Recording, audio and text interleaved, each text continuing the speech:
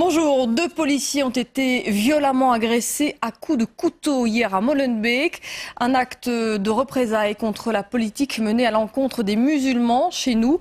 C'est en tout cas la version donnée par l'individu originaire de France et actif dans le milieu islamiste radical.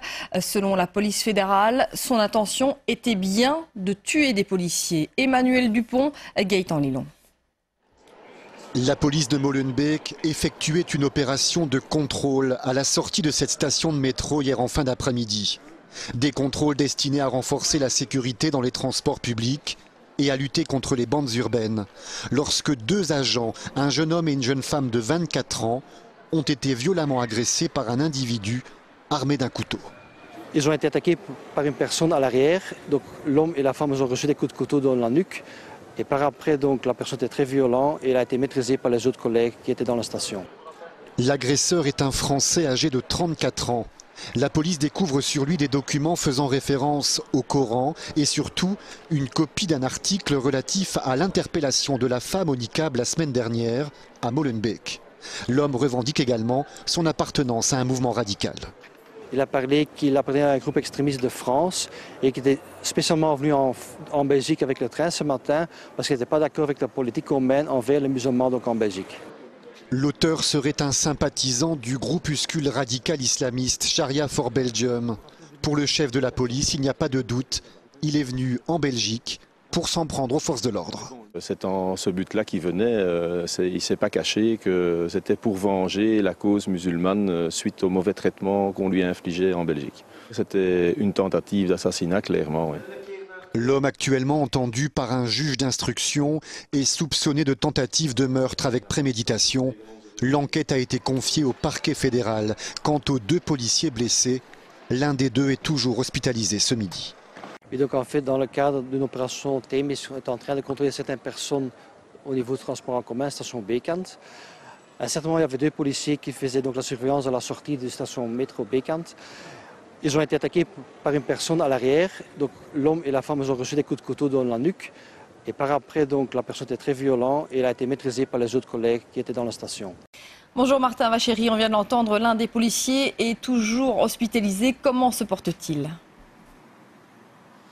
Oui, bien, tout d'abord, le policier blessé, le premier policier blessé a pu rentrer chez lui dès hier soir. Il a pu sortir de l'hôpital et souffre de contusions à la nuque et au dos. Mais Yasmina, cette jeune policière de 24 ans, est toujours en observation ici à l'hôpital Brugman. Donc ses jours ne sont pas en danger. Mais elle est suivie par un chirurgien qui doit décider d'une éventuelle opération. Elle a d'abord été suturée hier soir, mais la plaie causée par la lame du couteau de l'agresseur a recommencé à saigner pendant la nuit, ce qui explique qu'elle est toujours ici à l'hôpital. Elle est évidemment très marquée par cette agression. Alors des membres de sa famille sont présents ici pour la soutenir, pour lui apporter tout le réconfort nécessaire. Elle recevra aussi la visite de la ministre de l'Intérieur, Joëlle Milquet, et du commissaire divisionnaire de Molenbeek cet après-midi.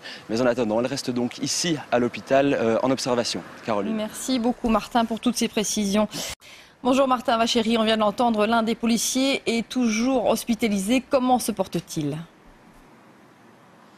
Oui, bien, tout d'abord, le premier policier blessé a pu rentrer chez lui dès hier soir. Il a pu sortir de l'hôpital et souffre de contusions à la nuque et au dos. Mais Yasmina, cette jeune policière de 24 ans, est toujours en observation ici à l'hôpital Brugman. Donc ses jours ne sont pas en danger. Mais elle est suivie par un chirurgien qui doit décider d'une éventuelle opération. Elle a d'abord été suturée hier soir, mais la plaie causée par la lame du couteau de l'agresseur a recommencé à saigner pendant la nuit, ce qui explique qu'elle est toujours ici à l'hôpital. Elle est évidemment très marquée par cette agression. Alors des membres de sa famille sont présents ici pour la soutenir, pour lui apporter tout le réconfort nécessaire. Elle recevra aussi la visite de la ministre de l'Intérieur, Joëlle Milquet, et du commissaire divisionnaire de Molenbeek cet après-midi. Mais en attendant, elle reste donc ici à l'hôpital en observation. Caroline. Merci beaucoup Martin pour toutes ces précisions.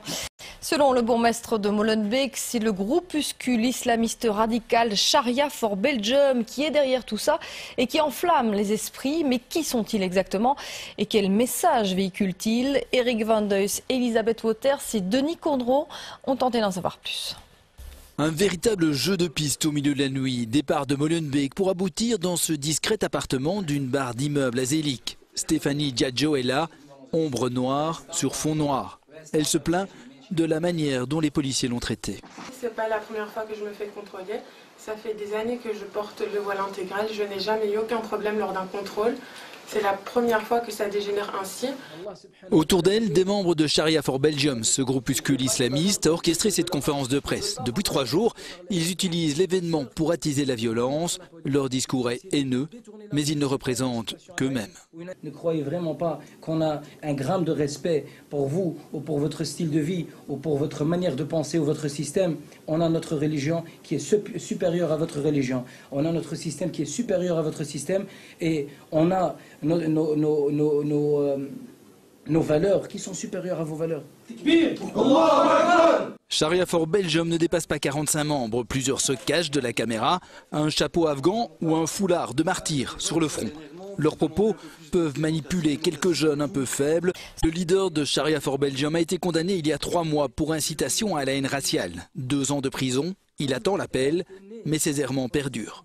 Si vous acceptez pas les musulmans, et vous acceptez pas la religion d'Allah subhanahu wa ta'ala, et si vous acceptez pas la charia qui va vous dominer et qui va vous dire quoi faire, déménagez alors. Vous pouvez partir avec Geert Wilders, Philippe de Winter et tous les autres mécréants. Je sais pas, aller au pôle Nord ou aller ailleurs. C'est nous qui vous disent ou bien vous acceptez, ou bien vous vous tirez, c'est très simple. C'est clairement de l'incitation à la haine, à la violence et à la discrimination. On a un petit peu tout ici.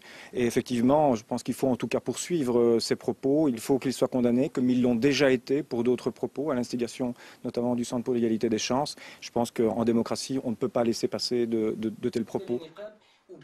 Fouad Belkacem a déjà été condamné plus de 10 fois par la justice. Incitation à la haine raciale, menace, intimidation, diffamation. Il est également menacé d'une mesure exceptionnelle de déchéance de la nationalité belge. S'il la perdait, il redeviendrait uniquement marocain et donc extradable vers ce pays où l'attendrait la prison.